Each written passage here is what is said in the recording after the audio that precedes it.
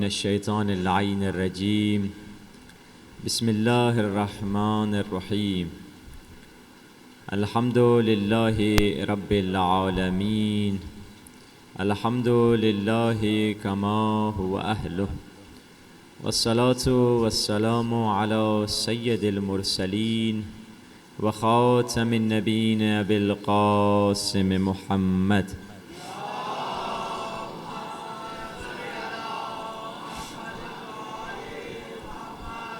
وآلہ الطیبین الطاہرین المعصومین واللعنۃ دائمۃ علی اعدائہم اجمعین من الآن الی لقاء یوم الدین۔ مل کر امام زمانہ کی سلامتی کے لیے دعا پڑھتے ہیں۔ اللہم کل ولیک الحجۃ ابن الحسن صلواتک علیہ وعلی آبائہ فی هذه الساعة وفی کل ساعة ولیا وحافظا وقاعدا وناصرا ودلیلا وعینا حتی تسکنہ ارضک طوعا وتمتعہ فیہا طویلا برحمتک یا ارحم الراحمین۔ صلوات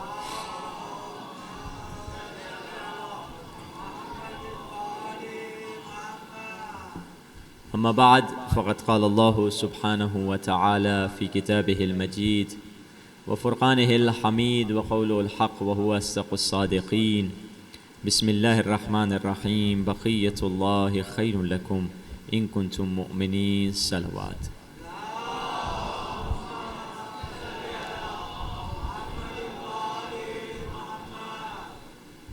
خداوند متعال دنیا میں کسی کی بھی محنت کو رائگان جانے نہیں دیتا ہے۔ خدا خود قرآن میں فرما رہا ہے انی لا اضیع عمل عامل منکم من ذکر او انثی، میں تم میں سے مرد یا عورت کسی کی محنت کو ضائع ہونے نہیں دوں گا، ہر چیز کا تمہیں صلہ دوں گا، جوتے ٹھیک کر کے رکھے اس کا بھی صلہ تمہیں دوں گا، آپ نے وضو کیا اس کا بھی آپ کو صلہ ملے گا۔ حدیث رسول میں ہے جب ایک مومن اٹھتا ہے جا کر وضو کرتا ہے، مثال کے طور پہ آپ صبح کو اٹھے، اپنے نرمدہ بستر کو آپ نے چھوڑ دیا، آپ نے سوچا کہ نماز شب ادا کی جائے اور آپ نماز شب پڑھنے کے لیے وضو کرنے لگے۔ رسول اللہ فرماتے ہیں وضو کے قطرات سے، وضو کے ڈراپ سے، ایک ایک قطرے سے خداوند متعال ایک ایک فرشتہ بناتا چلا جائے گا۔ آپ وضو کر رہے ہیں، وہ فرشتے بنتے چلے جا رہے ہیں۔ یہ فرشتے قبر میں آپ کے مددگار ہوں گے، قیامت میں، برزخ میں، جنت میں آپ کے خدمت گزار ہوں گے۔ یعنی فرشتے بنتے ہیں مومن کے عمل صالح سے، مومن کے نیک عمل سے فرشتے بنتے ہیں، جبکہ قرآن مجید میں خداوند متعال فرما رہا ہے فرشتوں سے انی جاعل فی الارض خلیفہ، اے فرشتوں میں پہلا انسان کریٹ کرنے جا رہا ہوں، میں پہلا انسان خلق کرنے جا رہا ہوں۔ حدیث رسول کہہ رہی ہے کہ فرشتے بنتے ہیں مومن کے عمل صالح سے۔ قرآن کہہ رہا ہے ظاہراً کوئی انسان نہیں تھا مگر لاکھوں فرشتے موجود تھے جن سے خدا کلام کر رہا تھا۔ تو ایک سوالیہ نشان یہاں پہ ہے کہ یہ فرشتے جو حضرت آدم سے پہلے موجود تھے یہ کن کی عبادتوں کے صدقے میں بنے ہیں، یہ کن کی عبادتوں کی بدولت بنے ہیں، یہ بات تسلیم کرنی پڑے گی۔ نبی آدم کی خلقت سے پہلے کچھ ایسی ہستیاں موجود تھیں جو عبادت کرتی چلی جا رہی تھیں، فرشتے بنتے چلے جا رہے تھے۔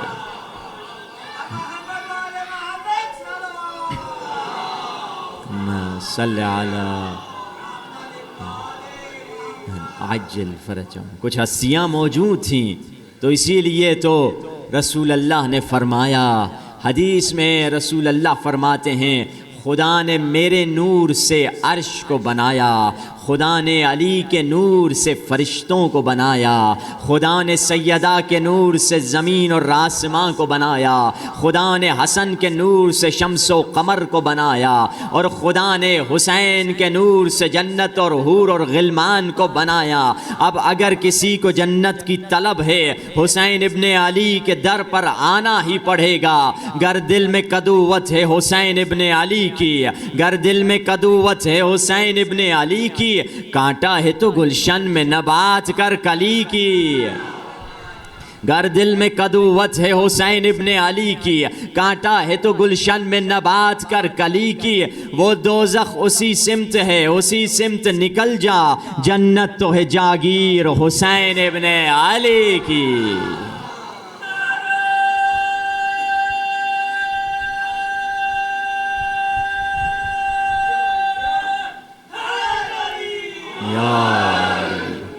یہ ان کا مقام ہے۔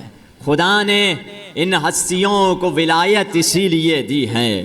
قرآن میں آپ نے پہلے دن سنا خدا نے ولایت کے بارے میں اعلان کیا کہ میں ولی ہوں، رسول ولی ہیں اور وہ صاحبان ایمان ولی ہیں۔ عجیب بات ہے، پورا قرآن اٹھا کر دیکھ لیجئے، اللہ کے 99 نام ہیں، کبھی خدا نے خود کو نبی نہیں کہا، کبھی خدا نے خود کو رسول نہیں کہا، مگر خدا نے خود کو ولی کہا ہے۔ یہ ولایت ہے، خدا کے پاس ولایت، اور جسے اللہ چاہے اسے اللہ نے ولایت دی ہے۔ لوگ کہتے ہیں کہ نبی ہم جیسے ہیں، ارے بھائی تم کہہ رہے ہو نبی تمہارے جیسے، ذرا نبی جیسی ایک نہیں آدھی رکعت نماز تو پڑھ کے دکھا دو۔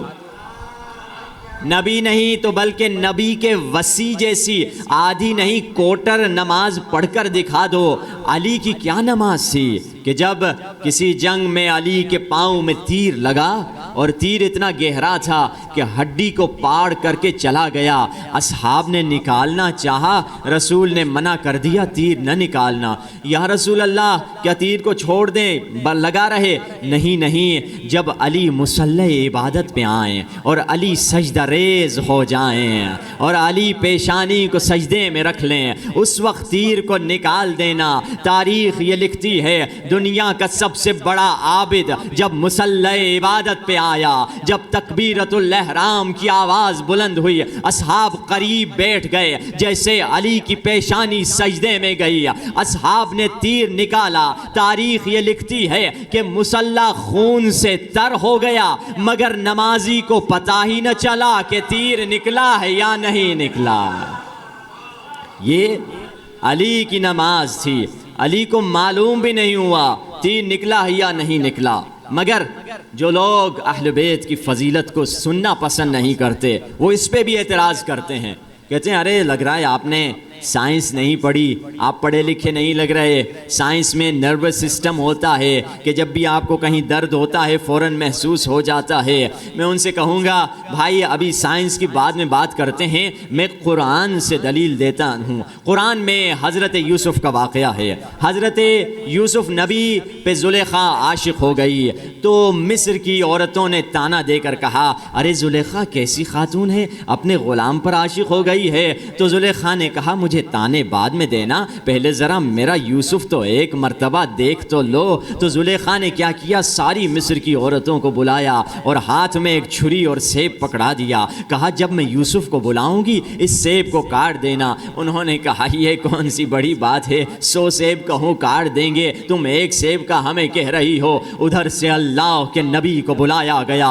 ادھر زلیخا نے اشارہ کیا کہ اب سیب کاٹ دیے جائیں۔ عزیزان محترم، یہ حسن یوسف کو دیکھ کر ایسے خواتین مدہوش ہو گئیں کہ انہیں معلوم نہ ہوا کہ سیب کٹ رہے ہیں یا انگلیاں کٹ رہی ہیں۔ عزیزان محترم، یہاں دیکھنے والی کون تھیں؟ دیکھنے والی مصر کی کافرہ عورتیں تھیں، اور کسے دیکھ رہی تھیں؟ حسن یوسف کو دیکھ رہی تھیں۔ وہاں دیکھنے والے کون تھے؟ یوسف کے فخر علی تھے، اور کس کو دیکھ رہے تھے؟ یوسف نہیں، خالق یوسف کے حسن کو دیکھ رہے تھے۔ یہ خالق یا علی، خالق یوسف کے حسن کو جب علی نے دیکھا، اسی لیے تو علی کو محسوس ہی نہیں ہوا کہ کیا ہوا، کب تیر نکلا کب تیر نہیں نکلا۔ کیوں؟ کیونکہ اللہ نے انہیں ولایت دی ہے۔ اور ولایت کا اعلان کب ہوا؟ غدیر خم میں مسلمانوں کے سامنے رسول اللہ نے ولایت کا اعلان کر دیا۔ من کنت مولاہ فہذا علی مولا کا اعلان کر دیا۔ یہ حدیث شیعہ سنی کتابوں میں دیکھ لیں یا شیعہ کتابوں میں دیکھ لیں، سینکڑوں ریفرنس مل جائیں گے، سب نے یہ حدیث لکھی ہے۔ تو اب پھر بھی علی کی محبت، علی کی ولایت کا انکار تو انہیں کرنا ہے، تو کہا چلو ایسے کرتے ہیں، کہتے ہیں کہ ولایت جو مولا کا لفظ ہے اس سے مراد دوست ہے۔ یہ دوستی کا اعلان ہو رہا تھا، جبکہ اہل تسنن کے بڑے بڑے جلیل القدر علماء ہیں جیسے مولانا طاہر القادری، وہ کہتے ہیں نہیں، اس سے مراد دوست نہیں ہے، اس سے مراد مولا سے مراد مولا ہی ہے، کچھ اور نہیں ہے۔ مگر کئی ایسے لوگ ہیں جو کہتے ہیں کہ نہیں، اس سے مراد دوست ہے، یہ دوستی کا اعلان ہو رہا تھا۔ ایک شیعہ سید تھا، اس کی گفتگو ہو گئی ایک مولوی صاحب کے ساتھ، مناظرہ ٹائپ ہو گیا، دوست تھے وہ، مولانا مولوی صاحب تھے اور یہ ایک سید نوجوان تھا، تو ان کی گفتگو ہو گئی، بات چھڑ گئی غدیر خم کی۔ تو اس سے مولوی صاحب نے کہا بیٹا اس سے مراد جو ہے مولا سے دوست ہے، مولا سے اور کچھ مانا نہیں ہے۔ تو بڑی انہوں نے دلیلیں دی، مگر نہیں ماننے پہ جو بندہ آ جائے وہ تو کبھی نہیں مانے گا۔ تو آخر کہا کہ چلو کبھی اور مناظرہ کریں گے، مجھے اپنے گھر جانا ہے، میری فیملی انتظار میں۔ جہاں پہ یہ مناظرہ ہو رہا تھا، کہہ سکتے ہیں تقریباً وہ جگہ لاہور سے 10 گھنٹے کے فاصلے پر تھی۔ تو مولانا صاحب نے کہا مجھے گھر پہنچنا ہے، دیر ہو رہی، میری فیملی میرے بچے انتظار میں جا رہا ہوں۔ کہا ٹھیک ہے آپ جائیے۔ مولانا صاحب چلے گئے۔ 2 گھنٹے کے بعد مولانا صاحب ڈرائیو کر رہے تھے، ان کا موبائل فون بجنے لگا، دیکھا وہی لڑکا ہے جو سید لڑکا فون کر رہا ہے۔ انہوں نے فون اٹھایا، کہا جی بیٹا کیا ہوا، تم نے مجھے فون کیا؟ کہا مولانا صاحب مجھے بہت ضروری کام ہے، مجھے آپ سے ملنا ہوگا، بہت اہم بات آپ سے کرنی۔ کہا بیٹا ٹیلی فون پہ جو بات کرنی ہے کر لو۔ کہا نہیں قبلہ، مجھے آپ کو دیکھ کر وہ بات کرنی ہے۔ کہا میں 2 گھنٹے آپ کے شہر سے دور ہو چکا ہوں اور میرے فیملی، میرے بیوی بچے انتظار میں ہیں، وہ پریشان ہو جائیں گے۔ کہا نہیں آپ آئیے۔ تو انہوں نے کہا ٹھیک ہے ہم آ جاتے ہیں۔ تو مولانا صاحب نے گاڑی گھمائی، یہ بیچارے 2 گھنٹے واپس آئے اور گھر پہ جب پہنچے نوجوان سے کہا نوجوان تمہیں مجھ سے کوئی کام تھا؟ کہا ہاں مجھے کام تھا۔ کیا کام تھا؟ کہا مولانا صاحب میں بس یہ کہنا چاہ رہا تھا، میں آپ کو دوست رکھتا ہوں، میں آپ سے محبت کرتا ہوں۔ مولانا صاحب غصے میں آ کے کہنے لگے بھائی یہ بات تو فون پہ بھی کر دیتے، یہ بات نہ بھی کرتے تو کیا ضروری تھی، میری بیوی بچے انتظار میں تھے، میں کتنا آگے نکل گیا تھا۔ تو جواب میں اس نے کہا مولانا صاحب جو حاجی حج کر کے واپس پلٹ رہے تھے ان کی بیوی بچیاں بھی انتظار میں تھی، وہ بھی آگے نکل چکے تھے، رسول اللہ نے انہیں واپس پلٹایا، انہوں نے جب پلٹے ہیں اعتراض نہیں کیا، یا رسول اللہ آپ علی کو دوست رکھتے ہیں تو رکھیے، ہمیں انوالو کیوں کر رہے ہیں؟ جبکہ رسول اللہ نے 3 دن کے لیے تپتی ہوئی دھوپ میں اصحاب کو ٹھہرایا، کسی نے اعتراض نہیں کیا، یا رسول اللہ آپ کی علی سے دوستی ہے، ہمیں بتانے کی کیا ضرورت، یہ بات تو پہلے بھی آپ ہمیں بتا چکے ہیں، کسی نے اعتراض نہیں کیا۔ رسول اللہ نے خیمہ لگوایا، خیمے میں علی کو بٹھایا، تمام صحابیوں سے ایک ایک کہا کہ ایک ایک علی سے بیعت کرتا چلا جائے گا، کسی نے اعتراض نہیں کیا۔ دوستی کی تو بیعت نہیں ہوا کرتی، ہمیں بیعت کیوں کروائی جا رہا ہے؟ یہاں تک کہ کسی نے کہا بخن لک یا علی ابن ابی طالب، اے علی آپ کو مبارک دیتے ہیں، کسی نے یہ اعتراض نہیں کیا کہ مبارک بات تو دوستی کی نہیں ہوا کرتی، مبارک بات کیوں دی جا رہی ہے؟ تو یہ سید نوجوان مولوی سے کہتا ہے اے مولوی صاحب آپ بھی جانتے ہیں، آج کے سارے مسلمان بھی جانتے ہیں، اس زمانے کے مسلمان بھی جانتے تھے، غدیر کا ماجرا چیخ کر یہ بتلا رہا ہے کہ یہ اعلان محبت نہیں، اعلان ولایت ہو رہا تھا۔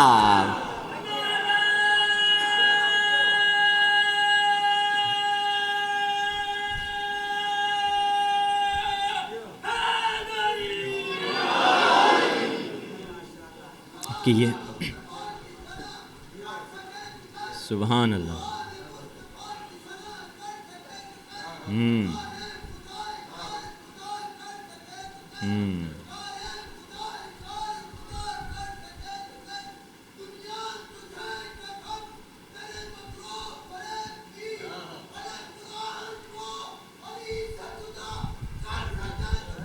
ماشاء اللہ سبحان اللہ یا علی مدد۔ یہ اعلان ولایت ہو رہا تھا، اعلان محبت نہیں ہو رہا تھا۔ تو تو اب جسے اللہ سبحانہ و تعالی ولایت دیتا ہے، لوگ اس کو خدا یہ بھی طاقت دے دیتا ہے کہ وہ ایک موقع پر ہزاروں مقامات پر پہنچ سکتا ہے۔ لوگ ہم پہ اعتراض کرتے ہیں، یا علی مدد کہتے ہو، کس کس کی علی، کہاں کہاں علی، کدھر کدھر علی مدد کریں گے؟ ان سے کہیں گے ہمیں بتاؤ ایک دن میں کتنے لوگ مرتے ہیں، ایک وقت میں ملک الموت کہاں کہاں پہنچ جاتے ہیں، سب کی روح قبض کرتے ہیں۔ ملک الموت کون ہیں؟ جبریل کے شاگرد ہیں۔ جبریل کون ہیں؟ علی کے شاگرد ہیں۔ جب شاگرد کا شاگرد ایک وقت میں کئی مقامات پر پہنچ سکتا ہے تو استاد کیوں نہیں پہنچ سکتا؟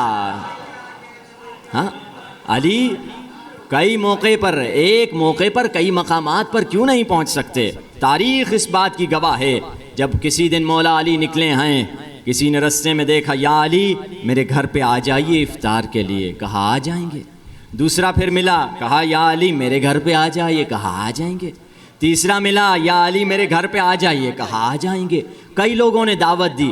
اگلے دن جب مسجد میں آئے، ہماری انسان کی یہ خاصیت ہے، جب کوئی بڑی ہستی، بڑا عالم، بڑا مجتہد یا کوئی دنیا دار ہو تو منسٹر، کوئی سفیر، وزیر گھر پہ آ جائیں تو بات ہو نہ ہو، تک بنے یا نہ بنے، ریلیشن بنے یا نہ بنے، کھینچ کھینچ کے ضرور بتائیں گے کہ فلاں صاحب تو کل ہمارے گھر پہ آئے تھے، ہم نے ان کے ساتھ کھانا کھایا۔ اب علی سے بڑھ کر کون ہستی ہوگی؟ تو مسجد میں انہوں نے ضرور بات کھینچ کے کسی نے کہہ دیا کہ بھائی کل تو سفرے پہ سامنے ہی، ایسے جیسے آپ بیٹھے ہیں میں بیٹھا ہوں، علی اور میں ہم کھانا کھا رہے تھے، تو اس سامنے والے نے کہا کیا بات کر رہے ہو؟ کل تو میرے گھر پہ تھے، علی تھے۔ تیسرے نے کہا کیا بات کر رہے ہو؟ علی تو میرے گھر میں تھے۔ چوتھے نے کہا کیا بات کر رہے ہو؟ علی تو میرے گھر میں تھے۔ پانچویں نے کہا علی تو میرے گھر میں تھے۔ 40 لوگ جمع ہو گئے، سب کے سب کہہ رہے تھے علی میرے گھر پہ تھے، سب کہہ رہے تھے علی میرے گھر پہ تھے۔ سب اختلاف ہو گیا، رسول اللہ کے پاس گئے، رسول اللہ کو کہا یا رسول اللہ ہم سب کے سب کہہ رہے ہیں علی میرے گھر میں تھے۔ رسول اللہ نے فرمایا نہیں نہیں، علی تو میرے گھر میں تھے،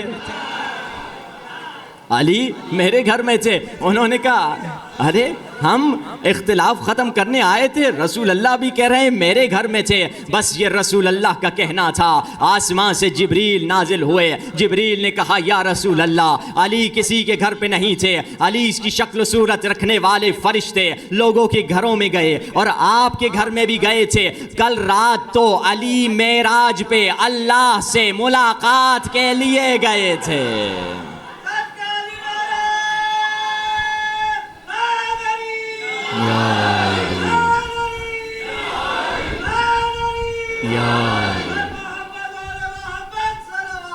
اللہم صلی علی علی کل ملاقات خدا کو بھی گئے تھے۔ کیوں؟ کیا رسول نہیں جانتے تھے؟ رسول جانتے تھے حقیقت کیا ہے، مگر رسول جبریل کی زبان سے علی کے فضائل سننا چاہتے تھے، اسی لیے فرمایا اب یہ علی ابن ابی طالب ہیں جن کو اللہ نے ولایت دی ہے۔ ان ایام میں ہمیں اہل بیت کی ولایت سے کیا فیض لینا ہے؟ اہل بیت کی ولایت سے جس نے جو صحیح معنوں میں فیض لیا وہ یا ابو ذر بنا، یا سلمان بنا، یا مقداد بنا، یا قمبر بنا۔ انہوں نے اہل بیت سے فیض لیا ہے۔ اور ہمارا عنوان گفتگو یہی چل رہا ہے کہ عاشور سے ظہور تک کا ہمیں سفر طے کرنا ہے۔ ظہور اگر چاہیے پہلے عاشورہ کو سمجھیے، ایک خاص تعلق اور خاص ریلیشن شپ ہے 12ویں امام اور تیسرے امام میں، یعنی امام زمانہ اور امام حسین میں ایک خاص تعلق ہے۔ کیوں؟ جس کام کو حسین ابن علی نے کربلا میں آغاز کیا تھا اس کام کو امام زمانہ منزل تکمیل تک پہنچائیں گے۔ اے نوجوان، کل اگر تو نہیں تھا 61 ہجری میں کہ جا کر خیمہ حسین میں اپنا نام لکھوا سکے، آج خیمہ انتظار لگا ہوا ہے۔ خیمہ انتظار میں آ جا، امام زمانہ کے رجسٹر میں اپنا نام لکھوا دے۔ یاد رکھو امام زمانہ جب آئیں گے اپنا تعارف کیسے کروائیں گے؟ ظہور سے چند لمحے پہلے کے حالات ہمیں امام معصوم نے بتائے ہیں کہ ظہور سے پہلے کعبے کی غلاف کو لپٹ کر امام زمانہ رو رہے ہوں گے اور فرما رہے ہوں گے امن یجیب المضطر اذا دعاہ ویکشف یکشف السوء، اے خدا میں مضطر ہو چکا ہوں، میں پریشان حال ہوں، میرا ظہور کی اجازت دے دے۔ آواز آئے گی اے مہدی تمہیں ظہور کی اجازت دے دی گئی۔ اب مولا پلٹیں گے، پہلے غلاف کعبہ سے لپٹے ہوئے تھے، اب کعبے کی دیوار پہ ٹیک لگا کے اعلان کریں گے، چند ندائیں دیں گے۔ ان میں سے ایک ندا یہ ہے، کیا فرمائیں گے؟ یا اہل العالم۔ ہم اکثر یہ جملے مصائب میں سنتے ہیں مگر اس جملے میں بہت بڑا درس چھپا ہوا ہے۔ فرمائیں گے یا اہل العالم ان جدی الحسین قتلوہ عطشانا، اے دنیا والوں میں وہی ہوں جس کے جد حسین کو کربلا میں پیاسا شہید کر دیا گیا۔ عجیب ہے، اپنا تعارف رسول اللہ کے نام سے نہیں کرایا، علی کے نام سے نہیں کرایا، حضرت بطول کے نام سے نہیں کرایا، بلکہ اپنا تعارف امام حسین کے نام سے کیوں کرایا؟ سوال ہے۔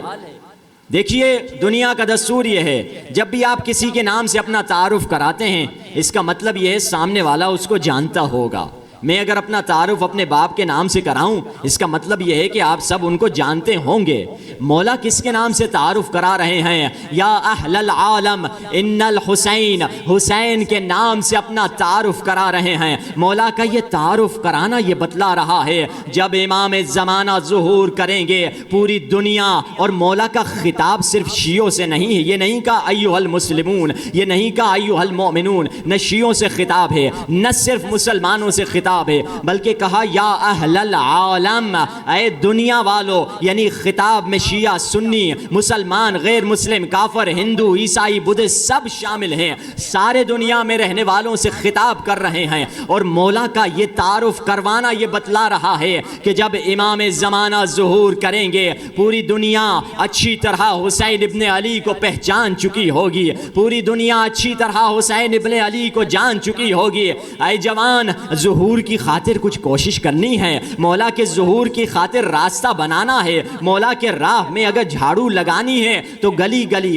کوچا کوچا، گھر گھر، نگر نگر، جگہ جگہ ذکر حسین کو قائم کر، اپنے اور غیروں کو امام بارگاہ میں بلاؤ، غیروں کو بھی بلاؤ، اپنوں کو بھی بلاؤ، غیروں کو نہ بھگانا۔ کیوں؟ ہم چاہ رہے ہیں ظہور امام زمانہ ملے۔ ظہور امام زمانہ تب تک مل نہیں سکتا جب تک ساری دنیا حسین کو پہچان نہ لے، ہاں حسین کو جان نہ لے۔ انسان کو بیدار تو ہو لینے دو، ہر قوم پکارے گی ہمارے ہیں حسین۔ ہاں اللہم صلی علی محمد۔ حسین کا ذکر در حقیقت ہماری بقا کا ضامن بھی ہے، ہمارا فیوچر بھی ہے، ہمارا پریزنٹ بھی ہے، ہمارا پاسٹ بھی ہے۔ حسین کا ذکر یہ ہے، مگر اس ذکر میں لوگوں کو اٹریکٹ کریں، لوگوں کو جذب کریں، لوگوں کو اپنی طرف لے کر آئیں، ذکر حسین سب کو سنائیں تاکہ وہ رستہ، ہر جوان جتنے لوگ یہاں بیٹھے ہوئے ہیں عہد کریں کل سے 5 غیر لوگوں کو ساتھ میں مسجد پہ فرش عزا پر لے کر آئیں گے، ان کو لے کر آئیں گے تاکہ حسین کا نام جدھر جدھر چلا جائے اور ظہور کے ہم قریب ہوتے چلے جائیں۔ امام حسین کے جو 72 سپاہی تھے ان کا مقام کیا تھا؟ اگر ہم چاہتے ہیں 313 میں شامل ہوں پہلے 72 کو سمجھنا ہوگا۔ 72 کا مقام کچھ اور ہے۔ 313 صحابی مولا کے بہت عظیم صحابی ہوں گے مگر ان کا کوئی مقابلہ 72 سے نہیں ہے۔ تاریخ میں نہ ایسے رہے تھے، نہ رہیں گے، نہ کبھی آئیں گے۔ 72 کا کیوں مقام بلند ہے؟ میں دلیل میں حدیث سے امام دیتا ہوں۔ امام کربلا میں کھڑے ہو کے فرما رہے ہیں بے ابی انتم و امی، اے کربلا کے شہیدوں، صرف حسین سے نہیں کہا، صرف سادات سے نہیں کہا، بلکہ 72 سے کہا، جس میں سید بھی تھے، غیر سید بھی تھے، جس میں حبشی غلام بھی تھے، حر بھی تھے، ابن مظاہر بھی تھے، سب تھے۔ فرمایا بے ابی انتم و امی، اے کربلا کے شہیدوں، میرے ماں باپ تم لوگوں پر قربان۔ کون کہہ رہا ہے؟ کوئی مجتہد نہیں کہہ رہا ہے، امام معصوم کہہ رہے ہیں جن کے ماں باپ بھی معصوم ہیں۔ میرے معصوم ماں باپ کربلا کے 72 پر قربان۔ کیا مطلب؟ مولا کیا بتلانا چاہتے ہیں؟ ان کا مقام کیا ہے؟ ان کا اگر مقام سمجھنا ہے زیارت عاشورہ کی طرف رخ کیجئے۔ زیارت عاشورہ میں کیا پڑھتے ہیں؟ السلام علیکا وعلی الارواح التي حلت بفنائک۔ حسین آپ پر سلام اور ان پر سلام جو آپ کی بارگاہ میں پگھل گئے. یہ اصحاب حسین خود نہیں تھے, حسین میں پگھل چکے تھے. اگر میں پانی میں شکر ملا دوں اور وہ پانی شکر میں پگھل جائے, اب شکر کو پانی سے الگ نہیں کیا جا سکتا. اب ہور نہیں رہے تھے, حسین میں پگھل چکے تھے. اب حبیب حبیب نہیں رہے تھے, اب اکبر نہیں رہے تھے, اب قاسم نہیں رہے تھے, اب حبشی غلام نہیں رہے تھے. یہ سب کے سب عشق حسین میں فانی ہو چکے تھے. یہ سب کے سب عشق حسین میں پگھل چکے تھے. تبھی تو فرمایا امام معصوم نے, میں تم لوگوں پر میری اور میرے ماں باپ کی جان قربان. اب اگر کربلا والوں کی صفت کو دیکھنا ہے پہلے, تاکہ وہ صفت اپنا کر 313 میں شامل ہو سکیں. کربلا والوں کی صفت کیا تھی؟ پہلی صفت یہ تھی کہ وہ وفادار تھے, ان کی وفاداری بے مثال تھی. تبھی تو امام حسین ان اصحاب کو دیکھ کر فرماتے ہیں, انی لا اجد اصحابا اوفا منکم, میرے پاس تم سے بہتر میں جانتا ہی نہیں جو تم سے بڑھ کر وفادار صحابی ہوں. یہ حسین نبی کے صحابی کو دیکھ چکے ہیں, علی کے صحابیوں کو دیکھ چکے ہیں. ہاں, تبھی تو شاعر کہتا ہے کہ دن کی روشنائی میں رسول بلاتے تھے آتا کوئی نہیں, اور چراغ گل کر کے حسین کہتے ہیں جاؤ جاتا کوئی نہیں ہے. یہ وفادار صحابی تھے کہ جا نہیں رہے تھے. وفا کی کوالٹی اپنائیے. وفا کیسی وفا کریں؟ دعا یہ ہونی چاہیے, میں اپنے زمانے کے امام سے ایسی وفا کروں جیسی وفا عباس نے اپنے زمانے کے امام سے کی تھی. وہ وفا, ویسی وفا سیکھ لیں. ہاں, تبھی تو قرآن میں طالوت اور جالوت کا ذکر ہے. حق و باطل کی جنگ ہوئی اس زمانے میں. سورہ قرآن میں سورہ بقرہ یا آل عمران میں ان کا ذکر ہے کہ جب طالوت اور جالوت کی جنگ ہوئی تو ایک مرتبہ اس زمانے کے نبی نے کہا کہ پانی آنے والا ہے, نہر آنے والا ہے, کوئی اس پانی میں سے نہیں پیے گا مگر ایک گھونٹ سے زیادہ نہیں پی سکتا. قرآن کی آیت کہہ رہی ہے شربوا منہ الا قلیلا, سارے کے سارے فوجیوں نے پانی پی لیا, پیٹ بھر کے پانی پیا سوائے چند لوگوں نے. مگر سلام ہو وفائے عباس پر, کسی نے منع تو نہیں کیا تھا کہ پانی نہیں پینا, مگر عباس مقام مواسات پہ پہنچے ہوئے تھے. مواسات کیا ہے؟ زیارت حضرت عباس میں پڑھتے ہیں کربلا جا کر, اخل مواسی, اے مولا عباس آپ وہ بھائی ہیں جو مقام مواسات پہ پہنچے ہوئے ہیں. مواسات کیا ہے آج اسی کو سمجھ لیجئے. دیکھیے مواسات کا کتابوں میں اردو ترجمہ ملتا ہے تو وہ برادری کیا جاتا ہے, غلط ترجمہ ہے. مواسات کو سمجھنے کے لیے مجھے چند سٹیپس لینی پڑیں گی. دیکھیے پہلی سٹیپ یہ ہے کہ مثال کے طور پہ آپ کے پڑوسی کو اللہ نے ایک نعمت دی ہے جو آپ کو نہیں ملی. آپ دعا یہ کریں یا زبان سے کہیں یا دل سے کہیں اللہ اس کو برباد کرے, اسے کہتے ہیں حسد, یہ گناہ کبیرہ ہے. دوسری سٹیپ یہ ہے آپ کے پڑوسی کو, آپ کے دوست کو, بھائی کو کوئی نعمت ملی ہے, آپ کے مسلمان بھائی کو کوئی نعمت ملی ہے, آپ یہ نہیں کہہ رہے اللہ اسے برباد کرے, اسے چھین لے. آپ حسرت کھا کے کہہ رہے ہیں اللہ مجھے بھی یہ نعمت دے دے, اس کو بھی آباد رکھے. یہ اچھی چیز ہے, اس کو غبطہ کہا جاتا ہے, حسرت کھانا. یہ ٹھیک ہے, حرج نہیں ہے, اچھا ہے.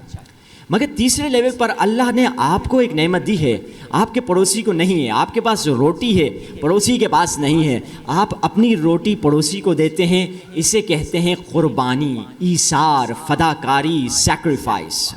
یہ بات کا لیول. مگر اس سے بھی اوپر ایک لیول ہے. وہ کون سا لیول ہے؟ وہ مواسات کا لیول ہے. یعنی کیا؟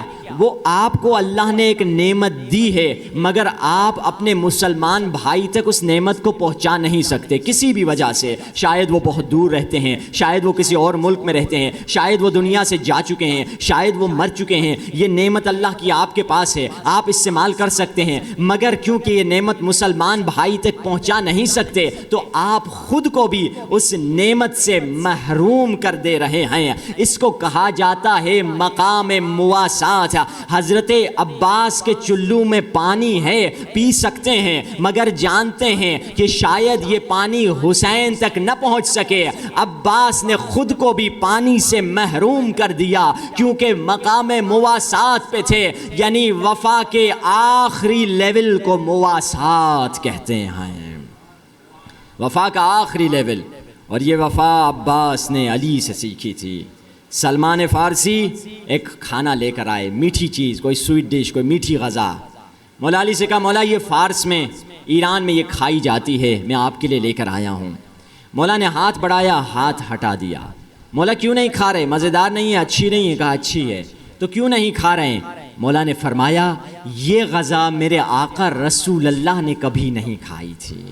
اب آقا رسول اللہ ظاہراً زندہ تو نہیں ہے، میں پہنچا بھی نہیں سکتا وہ غذا، تو اس خاطر میں خود کو اس غذا سے محروم کرتے رہا ہوں۔ یہ ہے مواسات، یہ ہے حقیقی برادری۔ اسی لیے ہم کہتے ہیں بھائی اہل بیت کے چاہنے والے کہاں کہاں مشکلات میں ہیں، ذرا ان کا بھی خیال رکھ دیجئے۔ میں نہیں کہہ رہا اپنا کھانا کھانا چھوڑ دیں، مگر جو زندگی میں ایکسٹرا چیزیں ہیں ان کو استعمال نہ کیجئے۔ ذرا یمن میں شہید ہونے والے بچے کا خیال رکھیں، ذرا فلسطین میں مارے جانے والے مسلمان کا خیال رکھیں۔ ٹھیک ہے ہم ان تک پہنچا نہیں سکتے، ان کی محبت میں بعض لذتوں سے خود کو تو محروم کر سکتے ہیں۔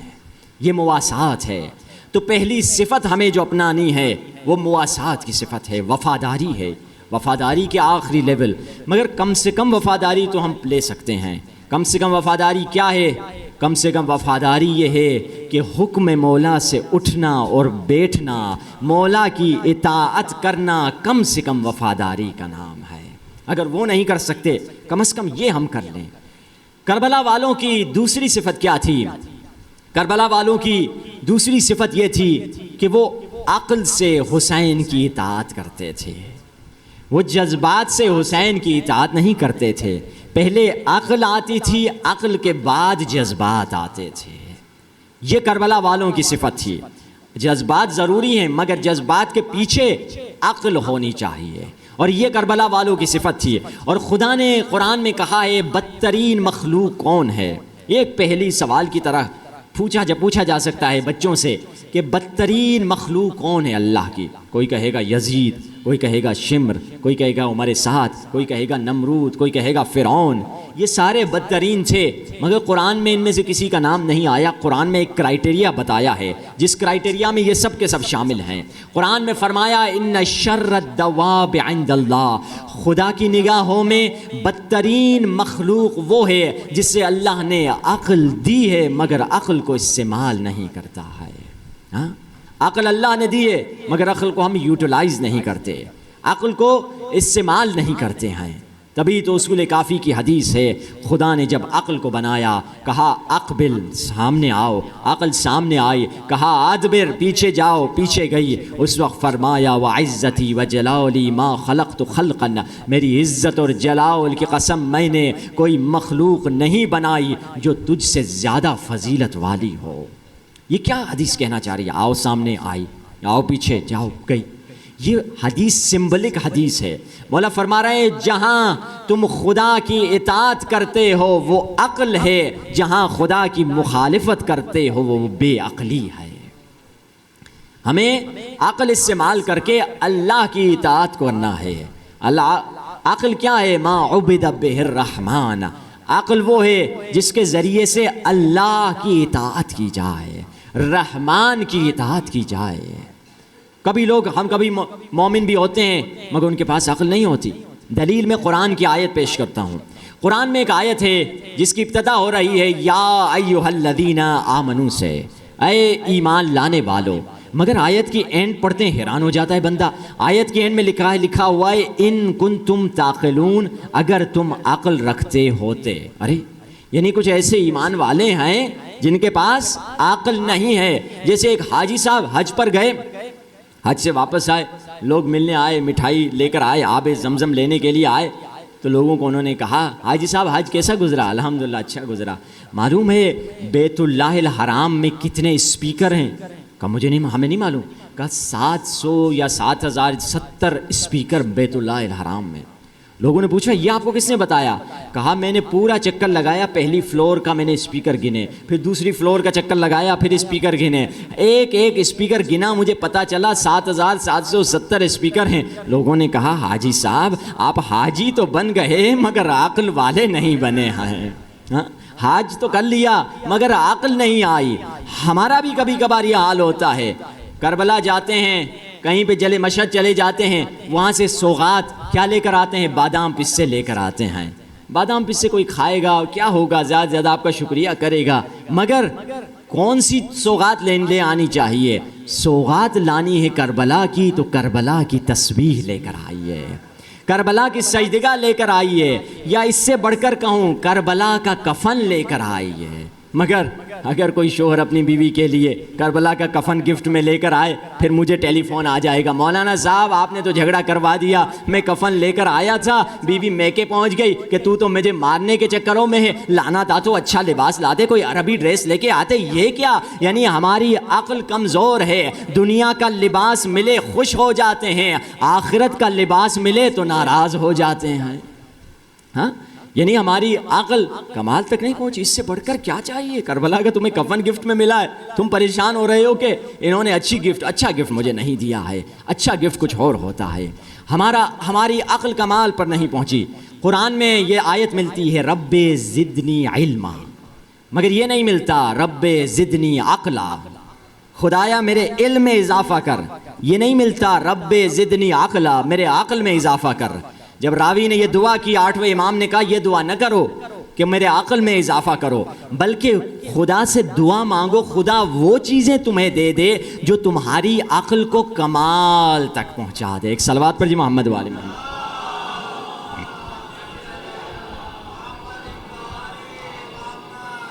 اسی لیے دعا میں پڑھتے ہیں اللہم ارزقنی عقلا کاملا، خدایا مجھے کامل عقل عطا فرما۔ ایک مومن تھا، اس کی عقل کامل نہیں تھی، عبادتیں بہت کرتا تھا، تسبیح بہت گھماتا تھا، مگر اس کی عقل کامل نہیں تھی۔ اس نے فرشتے کو دیکھ لیا، فرشتے نے کہا تمہاری 3 دعائیں مستجاب ہیں، جو دعائیں کرنی ہیں۔ اب اس نے سوچنے لگ گیا کیا دعا کروں، کیا دعا کروں۔ اس نے فرشتے سے کہا میری زوجہ دنیا کی خوبصورت ترین خاتون ہو جائے۔ اس کی دعا قبول ہو گئی، اس کی زوجہ، اس کی بیوی دنیا کی خوبصورت ترین خاتون تو ہو گئی، مگر کچھ سائیڈ ایفیکٹ بھی ساتھ میں ہو گئے۔ ان میں سے ایک سائیڈ ایفیکٹ یہ تھا وہ اسے توجہ ہی نہیں دیتی تھی، ہٹ تو کہاں میں کہاں، ڈیزرو ہی نہیں کرتے، کوئی میچ ہی نہیں بنتا، میں کہاں اور تو کہاں، تو پھٹیچر، میں اتنے حسین اور یہ فلاں فلاں۔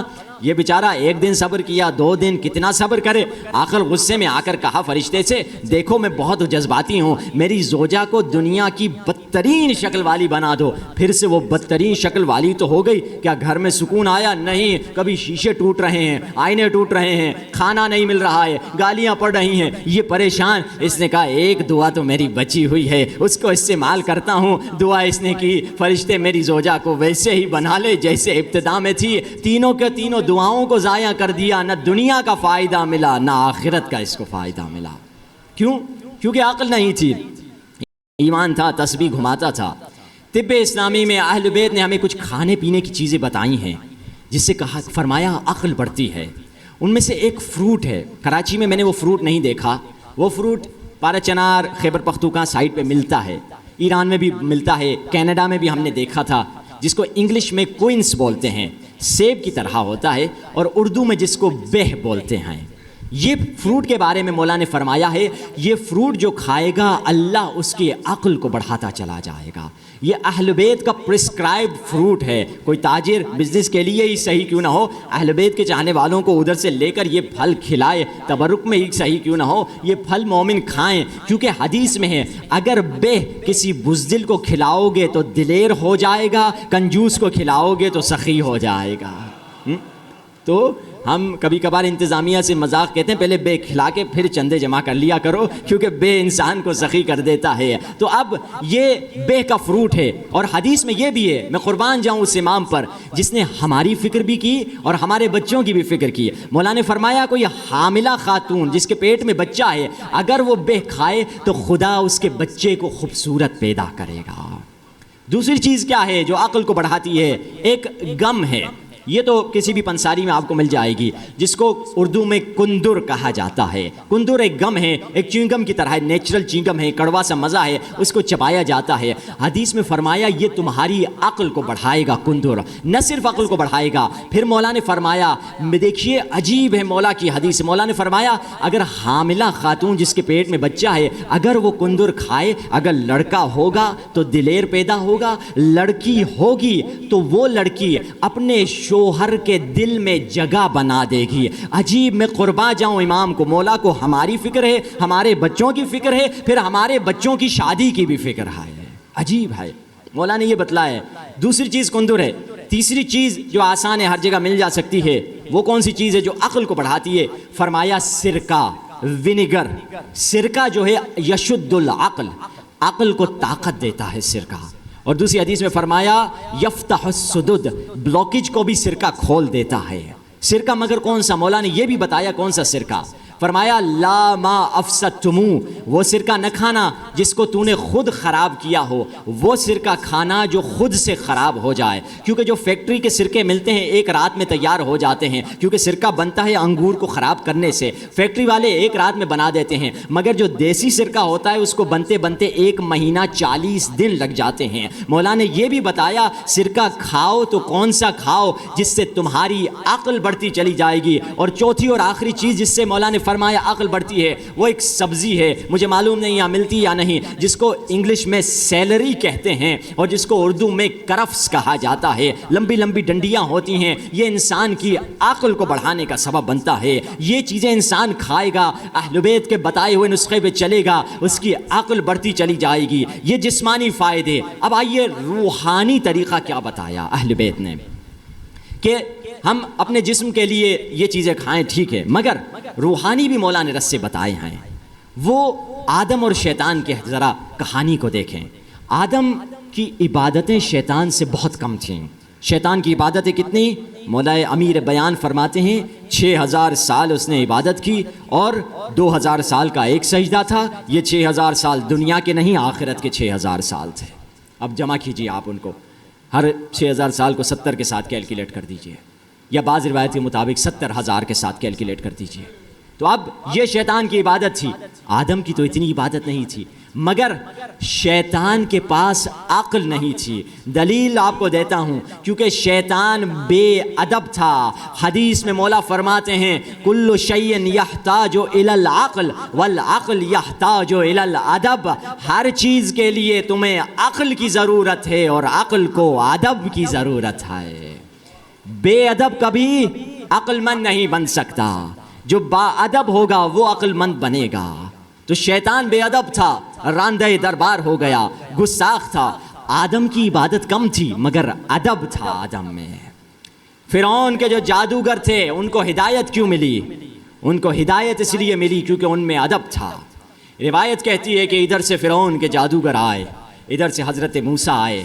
موسیٰ کو عصا پھینکنی تھی، جادوگروں کو رسیاں پھینکنی تھی، درمیان میں فرعون تھا۔ فرعون نے کہا شروع کرو، دکھاؤ کون طاقتور ہے۔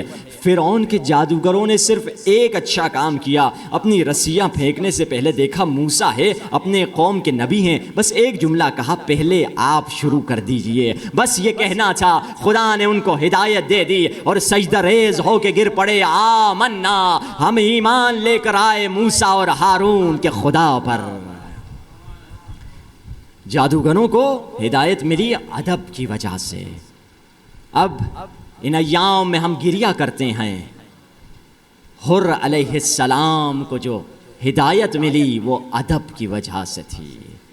تبھی تو شاعر نے کیا خوبصورت کہا تھا، رات بھر نعرے دوزخ سے یہ جنت کہتی رہی، رات بھر نعرے دوزخ سے یہ جنت کہتی رہی، احترام فاطمہ حر کو بچا لے جائے گا۔ حر جو بچے ہیں وہ ادب کی وجہ سے بچے ہیں۔ جب رستہ حسین کا روکا، لجام حسین میں ہاتھ ڈال دیا، حسین نے فرمایا سکلت کے امک، تیری ماں تیرے جنازے پر روئے۔ اس نے سر اٹھا کے حسین کو دیکھا، سر جھکا کے کہتا ہے اگر عرب میں کوئی اور مجھے یہ جملہ کہتا تو میں پلٹا کے ویسا ہی جواب دیتا، مگر میں کیا کروں، آپ کی ماں سوائے درود و سلام کے کسی اور شے کے قابل ہی نہیں، آپ کی ماں اور ہے۔ اور پھر جب ظہر کی نماز کا وقت آیا، حر سپاہ دشمن کا سپہ سالار تھا، اپنی جماعت قائم کر سکتا تھا، مگر حسین کے پاس چل کے آیا، مولا فرزند رسول کی موجودگی میں نماز نہیں پڑھا سکتا، آپ کے پیچھے نماز پڑھوں گا۔ دو ہی وجہ سے حر کو ہدایت ملی، اگر ادھر حسین کو کچھ کہتے یا ادھر اپنی نماز قائم کرتے حر کو کبھی ہدایت نہیں ملتی۔ یہ حر کا ادب تھا۔ ان ایام میں آئیں حسین کے باوفا سپاہیوں پہ گریا کریں۔ اے عباس ہم گنہگار ہیں، اپنی وفا کے سمندر میں سے ایک قطرہ ہمیں بھی دے دے۔ ہم گناہ کر کر کے اپنے زمانے کے امام کو اتنا رلا چکے ہیں کہ اب شرم آتی ہے یوسف زہرا سے۔ اے عباس ہمارے گناہوں کو مٹانے میں ہماری مدد کر دے۔ عباس ہمیں اطاعت مولا سکھا دے۔ مولا عباس نے کیا اطاعت کی؟ عباس پانی لاؤ، جی مولا۔ عباس پانی لا کے آنے کے بعد جنگ نہیں کرنے، جی مولا۔ عباس دیکھ شمر کیا کہہ رہا ہے، جی مولا۔ ہر جگہ اطاعت کی عباس نے۔ آئیے کربلا کے بادشاہ کو سلام کریں۔ السلام علیکہ یا ابا عبداللہ، السلام علیکہ وعلی الارواح التي حلت بفنائك، عليكم مني سلام الله أبدا ما بقيت وبقي الليل والنهار۔ مل کے کربلا کے بادشاہ کو سلام کریں، اے پردیسی ہمارا سلام قبول کریں۔ السلام علی الحسین وعلی علی ابن وعلی اولاد وعلی اصحاب۔ حسین مولا آپ کے اصحاب پہ لاکھوں سلام۔ یہ حسین کہ جو دشمن ہے وہ آئے چلے جا رہے ہیں۔ ایک لشکر آیا، زینب نے پوچھا حسین کس کا لشکر ہے؟ یہ خولی کا لشکر آ گیا۔ پھر لشکر آیا، حسین کس کا لشکر ہے؟ شمر کا لشکر ہے۔ پھر لشکر آیا، کس کا لشکر ہے؟ عمر سعد کا لشکر ہے۔ زینب نے گھبرا کے کہا بھیا حسین تیری نصرت کے لیے کون آئے گا؟ ہاں بہن خط لکھ چکا ہوں، میرا دوست آنے والا ہے۔ کون دوست؟ حسین کے بچپنے کا دوست۔ حبیب ابن مظاہر جب چھوٹے تھے، ان کے بابا مظاہر نے رسول اللہ سے کہا یا رسول اللہ میرے گھر پہ ذرا دعوت پہ آ جائیے، حسن اور حسین کو ضرور لائیے، میرا بیٹا حبیب حسین سے بڑی محبت کرتا ہے۔ کہا ہم آ جائیں گے۔ جب حبیب کو پتہ چلا کہ آقا حسین آ رہے ہیں، بار بار چھت پہ چڑھتا پھر اترتا کہ دیکھے دور سے جب مولا آ رہے ہوں تو جلدی سے استقبال کے لیے جاؤں۔ اتنا اوپر نیچے آ رہے تھے، پاؤں پھسل گیا، وہیں پہ گر گئے، وہیں پہ مر گئے۔ اب جیسے باپ نے لاش دیکھی، باپ کیا کرے، فوراً دروازے پہ دستک ہوئی، کون ہے؟ رسول اللہ ہیں۔ اب مظاہر پریشان، اگر رسول اللہ کو بتا دوں میرا بچہ مر گیا ہے تو رسول اللہ کھانا نہیں کھائیں گے۔ بچے کے جسم پہ کپڑا ڈال دیا، سیڑھیوں کے نیچے بچے کی لاش کو رکھ دیا، مسکراتا ہوا گیا آقا تشریف لے کر آئیے۔ دسترخوان بچھایا گیا اور بیٹھ گئے۔ اب فرما رہے ہیں، مظاہر کہتے ہیں آقا کھانا نوش کیجئے۔ حسین نے دائیں بائیں دیکھا، اے مظاہر میرا دوست کدھر ہے؟ آقا کھا لیجئے وہ آ جائیں گے۔ مظاہر کیسی بات کرتے ہو، میں اپنے دوست کے بغیر کھانا نہیں کھاؤں گا۔ کہا آقا آپ کے آنے سے پہلے ہی دم توڑ چکا ہے، یہاں ان کی لاش پڑی ہوئی ہے۔ کپڑا ہٹایا، حسین بچپنے کے حالم میں کھڑے ہوئے ہیں۔ ایک مرتبہ لاش کو دیکھ کر کہا حبیب تمہارا دوست کھڑا ہے، تو سو رہا ہے، حبیب اٹھو۔ بس یہ کہنا تھا، نکلی ہوئی روح واپس پلٹی، حبیب کو زندگی مل گئی۔ ہاں زادارو، ان دنوں میں حسین کے اصحاب پہ آج گریہ کرنا ہے۔ حبیب کربلا پہنچ گئے، 10 محرم کا دن آیا، 10 محرم کے دن میں سعید نامی ایک صحابی ہیں، مولا کے پاس آتے ہیں، مولا نماز کا وقت ہے۔ امام حسین فرماتے ہیں سعید جعلک اللہ من المصلین، خدا تمہیں نمازیوں میں قرار دے۔ سعید جا کے دشمن سے کہہ دے تھوڑی دیر کے لیے جنگ روک دی جائے، ہمیں نماز پڑھنی ہے۔ سعید بھی گئے، حبیب بھی گئے۔ حبیب نے جب یہ جملہ کہا دشمن سے جنگ روک لو، آقا کو نماز پڑھنی ہے، دشمن نے بڑی بے حرمتی کی، حبیب سے برداشت نہ ہوا۔ کیا دشمن نے کہا؟ دشمن نے کہا زہرا کے بیٹے سے کہہ دے تمہاری نماز قبول نہیں ہے۔ حبیب نے تلوار نکالی، آگے بڑھے، ادھر مار دیے گئے، شہید ہو گئے۔ ایک مرتبہ سعید اور مسلم اور سعید واپس پلٹے ہیں۔ سعید نے کہا مولا حبیب تو مار دیے گئے، دشمن نے کہا جنگ نہیں رکے گی، اب ہم کیا کریں؟ آقا نے فرمایا کوئی بات نہیں، ہم نماز پڑھیں گے۔ سعید نے کہا آقا آپ نماز پڑھیے، میں آپ کے سامنے سینے کو سپر کر کے کھڑا ہو جاؤں گا، جو تیر آئے گا وہ میرے سینے پہ لگے گا۔ روایت کہتی ہے حسین نے اللہ اکبر کی آواز بلند کی۔ سعید جن کی عمر 80 سال سے زیادہ بتائی جاتی ہے سامنے کھڑے ہیں، وہ بوڑھی پھسلیوں میں تیر چبھتے چلے جا رہے ہیں، مگر سعید گرنے کا نام نہیں لیتے۔ ادھر حسین نے سلام پھیرا، السلام علیکم ورحمۃ اللہ وبرکاتہ۔ سعید کا سر حسین کی جھولی میں گرا۔ ایک درد بھرا سوال سعید نے کیا، اوفیت یبن رسول اللہ، اے زہرا کے لال کیا مجھ سے آپ راضی ہو گئے؟ اے زہرا کے لال کیا مجھ سے آپ راضی ہو گئے؟ اللہ تمہیں کوئی غم نہ دے سوائے غم حسین۔ مولا نے فرمایا سعید انت امامی فی الجنہ، سعید تو جنت میں میرے سامنے سامنے ہوگا۔ ایک مرتبہ سعید نے کہا مولا مجھے محسوس ہو رہا ہے کوئی میرے سر کو دبا رہا ہے۔ سعید یہ میرے نانا رسول اللہ ہیں، انہیں سلام دینا۔ سعید کہتا ہے مولا مجھے محسوس ہو رہا ہے کوئی میرے بازو دبا رہا ہے۔ سعید یہ میرے بابا علی ہیں، انہیں میرا سلام دینا۔ ایک مرتبہ سعید نے گھبرا کے کہا مولا کسی بی بی کے رونے کی آواز آ رہی ہے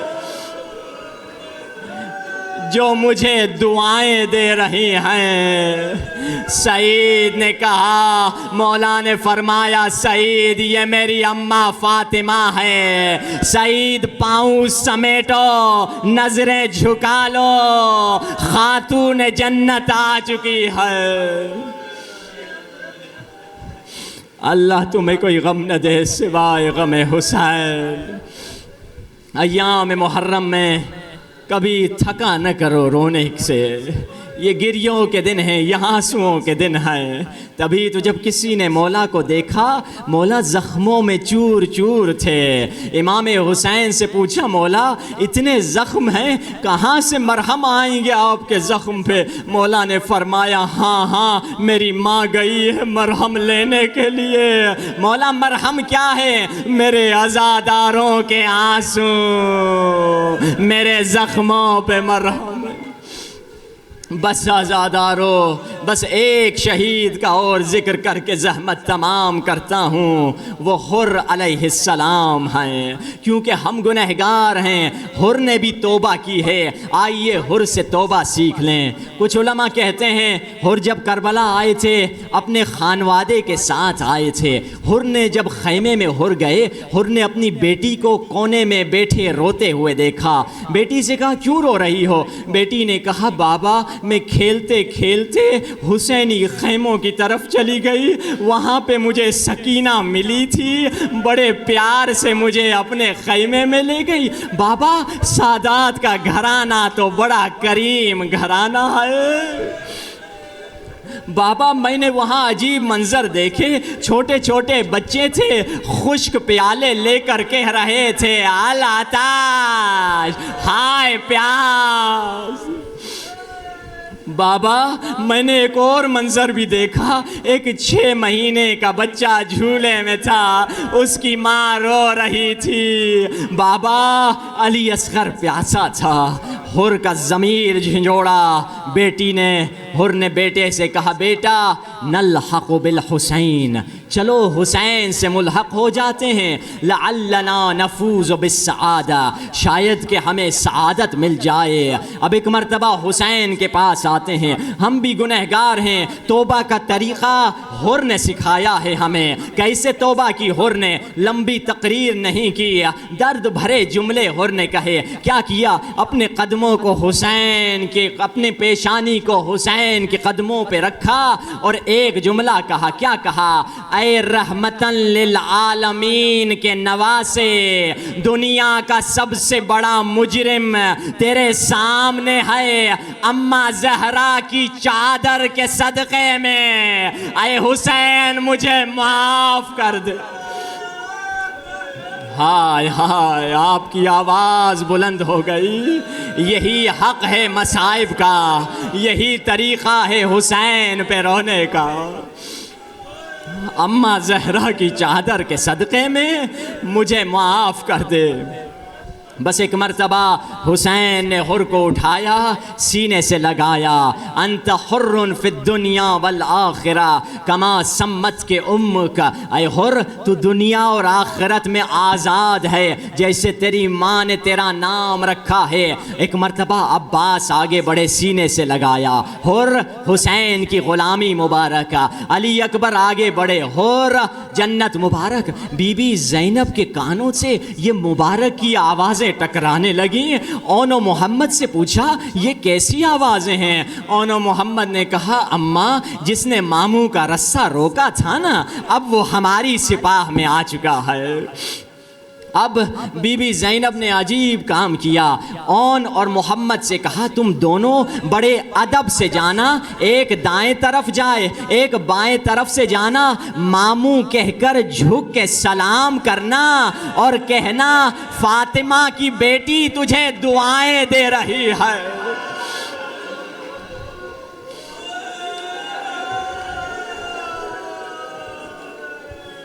خدا تمہیں کوئی غم نہ دے سوائے غم حسین۔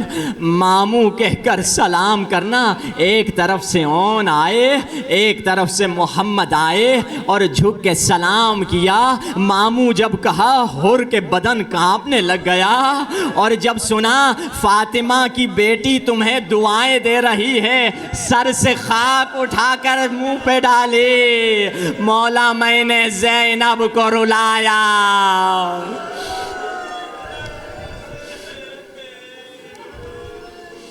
مولا جب میں نے آپ کا رسہ روکا تھا، محمل سے رونے کی آواز آ رہی تھی، میں نے سیدانیوں کو رلایا، مولا ذرا زینب سے معافی دلا دیجئے، مولا زینب سے معافی دلا دیجئے۔ حسین خیمے میں آتے ہیں، کہتے ہیں بہن زینب حر بھائی معافی مانگ رہا ہے۔ اب بی بی زینب بھی مولا حسین کی طرح معاف کر سکتی تھی کہ ہم نے معاف کر دیا، مگر یہ کریم گھرانے کا ہر ایک کا اپنا انداز ہے۔ بی بی زینب نے سنو گے کیا کہا؟ بی بی زینب نے فرمایا بھائی حسین بھائی حر سے کہہ دے ہمیں شرمندہ نہ کر، تو معافی مانگ رہا ہے، میں علی کی بیٹی شرمندہ ہو رہی ہوں، ہمارے گھر پہ کوئی مہمان خالی ہاتھ نہیں جاتا، مگر تو ہمارا مہمان اس وقت بن کے آیا ہے کہ پینے کو پانی نہیں ہے، مگر قیامت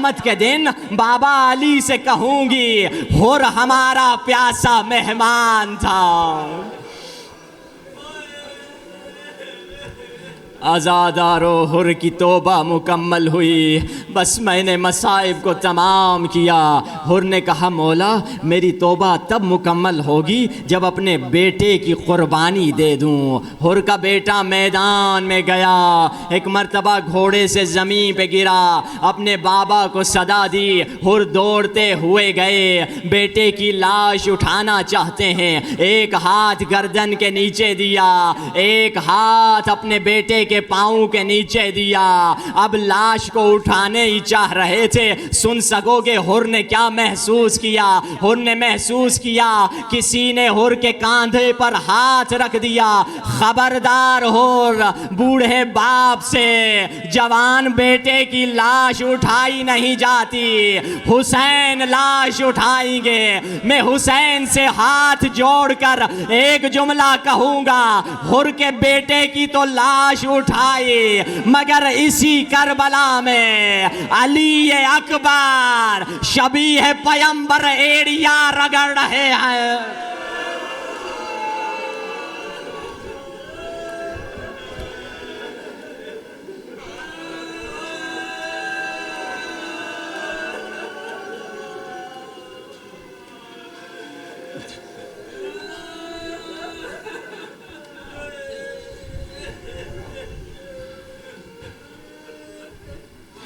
ألا لعنة الله على القوم الظالمين وسيعلم الذين ظلموا أي منقلب ينقلبون۔ بار الہ ہماری اس خلیل سی عبادت و قبول فرما، ہمیں توفیق اطاعت اور عبادت عطا فرما، ہمیں گناہوں سے دور رہنے کی توفیق عطا فرما، بزرگوں کو صبر اور استقامت عطا فرما، خواتین کو حیا اور عفت عطا فرما، علماء کو زہد و نصیحت عطا فرما، سننے والوں کو عمل کرنے کی توفیق عطا فرما، جو بیمار ہیں ان کو شفا عطا فرما، مقروض کے قرض کو ادا فرما، بے اولاد کو نیک اولاد عطا فرما، جن کے پاس اولاد ہیں صحیح تربیت کرنے کی توفیق عطا فرما۔